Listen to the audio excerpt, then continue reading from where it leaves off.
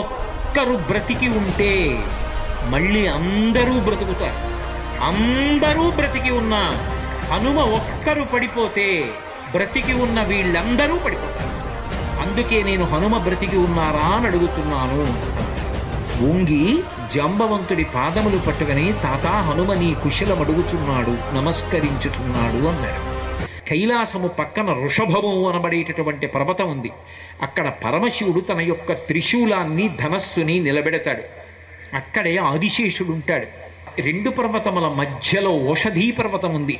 ఆ ఓషధీ పర్వతంలో 4 ఓషధులు ఉన్నాయి. మృత సంజీవని, విశల్యకరణి, సువర్ణకరణి, సంధానకరణి అని 4 ఉన్నాయి. ఆ 4 ఓషధులు తీసుకురావాలి.